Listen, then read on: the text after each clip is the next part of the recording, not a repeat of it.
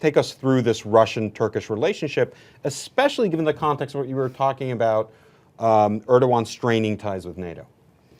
So the defining event in Russian-Turkish relations is the war in Syria. Russia and Turkey support different sides.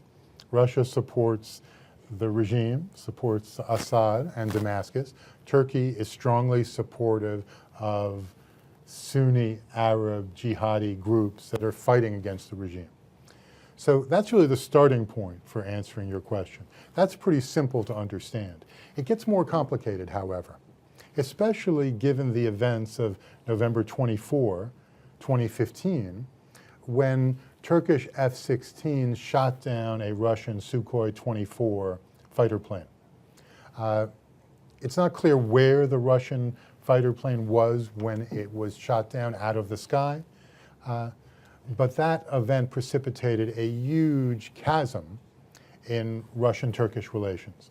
Putin said it was a stab in the back, and Russia launched a systematic set of sanctions against travel to Turkey, against the import of Turkish agricultural goods, against Turkish construction firms who were doing business in Russia.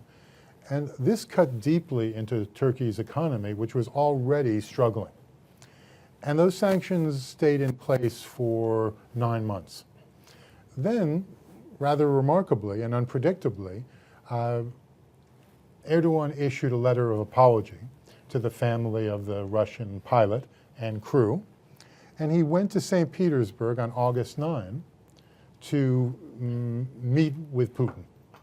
And as a result of that meeting, there was a decision taken to lift the sanctions, to move quickly to normalize relations between Russia and Turkey. And as Turkey backed away from its support to Sunni Arab extremists in Syria, they sought common ground with Russia there. And part of that was also common ground against the United States. You talked about the personality dimension. The temperaments of Putin and Erdogan are remarkably similar. They're cut out of the same cloth.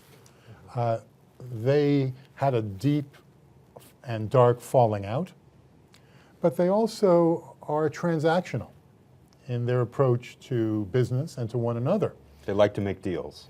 So I would also include President Trump in that kind of character defamation. Deal making at the expense of people who are victims of conflict, to me, does not qualify you as a force for good in the world or as a protagonist of peace. But Turkey and Russia found common ground. That transactional relationship and the rapprochement, in my view, is very shallow. A couple of weeks ago, outside of Al-Bab, there were Turkish special forces that were killed by a Russian warplane.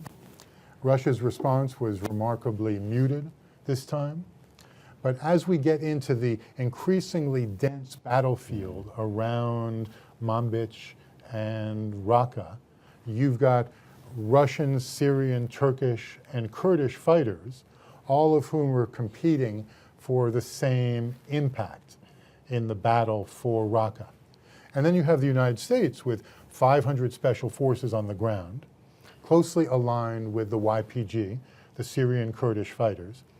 A cavalcade recently of Turkish officials coming to Washington, imploring the Trump administration not to support the Syrian Defense Forces, which includes the YPG, but to shift its support to the Free Syrian Army, which includes Turkish special forces and Arab Sunni groups that it supports.